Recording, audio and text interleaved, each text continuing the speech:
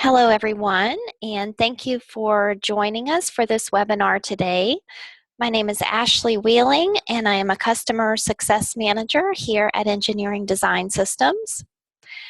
As you are probably aware, there have been a lot of changes in the software industry as a whole in recent months, and our goal at Engineering Design Systems is to communicate these changes effectively to our clients to help you be armed with accurate information so you can make the best decisions around your design software for you and your teams. This webinar is the beginning of a series of presentations designed to make sure our clients are able to get the most out of their Autodesk investments.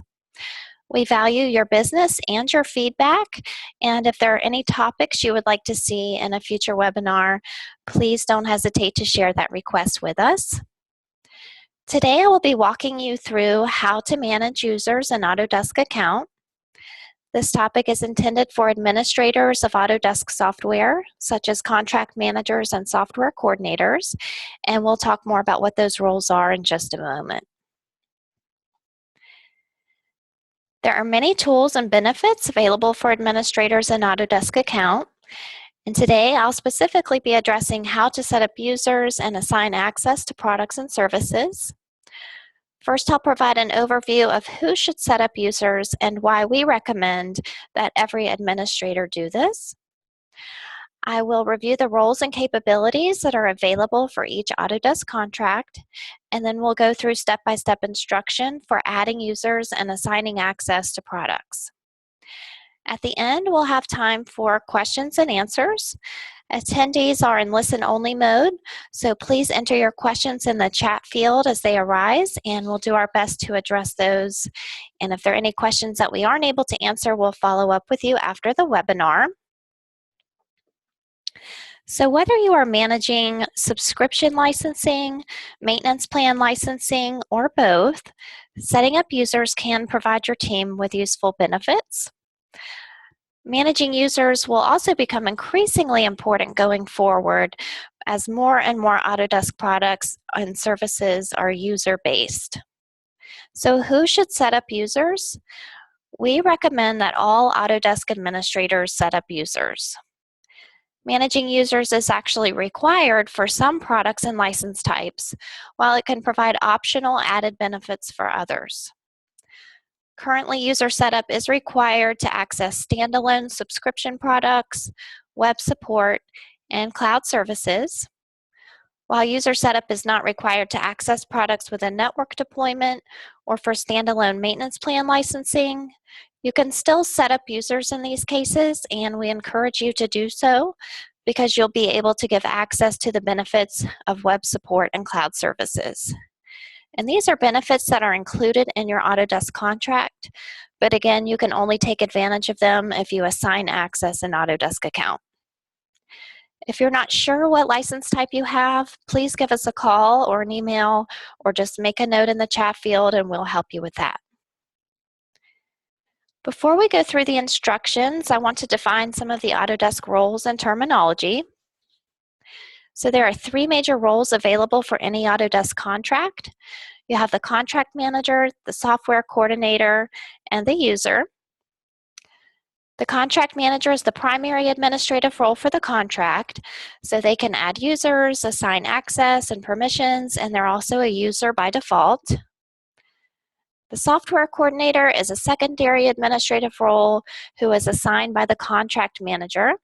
So they're assigned administrative privileges for a specific serial number, and they have access to manage users and downloads for that serial number. And they're also a user by default. A user is a person who's been assigned permission to use a product or a benefit, and the user's access and permissions are completely controlled and managed by the administrative positions, so the contract manager and the software coordinator. If you purchased or subscribed to the software under your name or credit card or using your Autodesk ID, most likely you are the contract manager. In many cases, this is an IT manager or someone responsible for purchasing. The contract manager can set up a software coordinator to help manage the licenses. And until a software coordinator is assigned, the contract manager is also the software coordinator by default. The software coordinator might be a CAD manager or even an end user.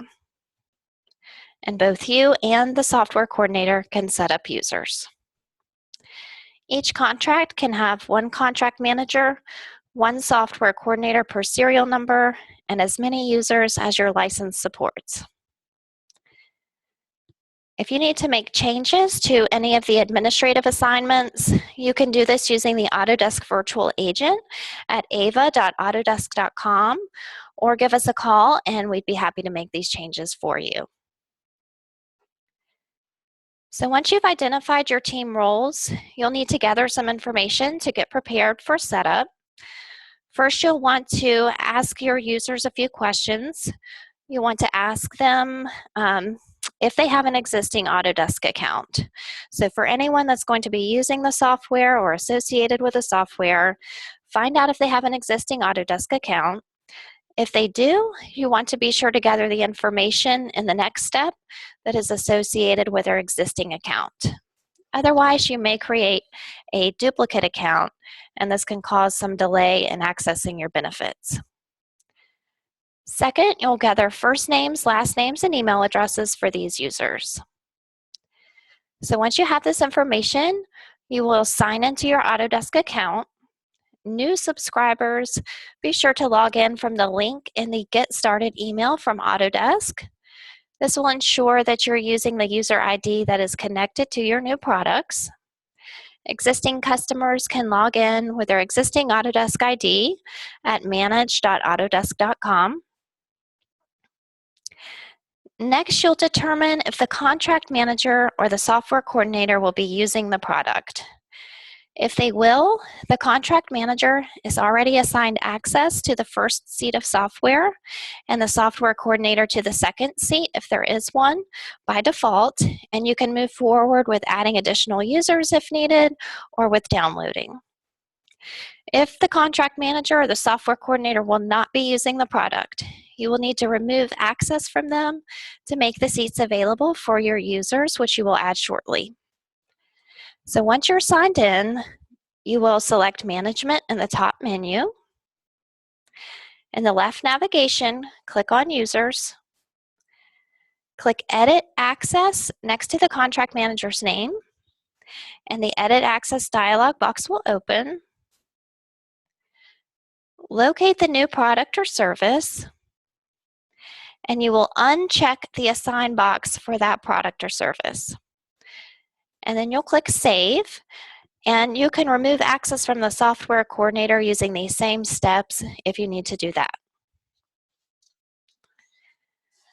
So now that you've made sure that the licenses are available for the people that need access to them, you are now ready to add any additional users. You can add users one at a time, or you can use the bulk add option to add several users at once. So first we'll go through adding a single user. So you will select Management in the top menu. In the left navigation, click on Users.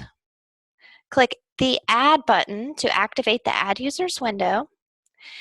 And here is where you will enter the email address, first name, and last name that you gathered earlier.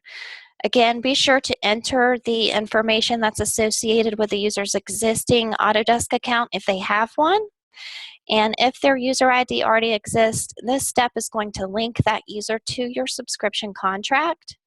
If it does not already exist, this step will create a new Autodesk account for the user with the information that you enter. And next you can click, I'd like to add access to the users now to manage their access to products and benefits. And you'll click Save and Continue. And once you click Save and Continue, this user will now have an Autodesk account that is linked to your contract, but they don't have access to any products or benefits until you assign them in the next step. The Edit Access window will open. You'll see sections for benefits, products, and services. So you'll click the arrow next to the product or benefit that you wish to assign, and this will expand the detailed display for that product or benefit. Then you'll check the appropriate assign boxes. And I wanted to make a note, assign specialty cloud services such as rendering only to those who need it. If you have purchased cloud credits and you assign access to everyone, you may use your credits faster than you intended. We also recommend assigning web support here for all your users. So all users have access to basic one-on-one web support, but they must first be granted permission to use the benefit. So then you'll click Save.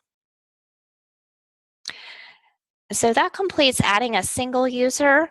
Now I will go through how to bulk add users. So if you have multiple users to add, you're going to click Management in the top menu, and then you'll click Users in the left navigation, and click the Add button to activate the Add Users window, and then click Bulk Add.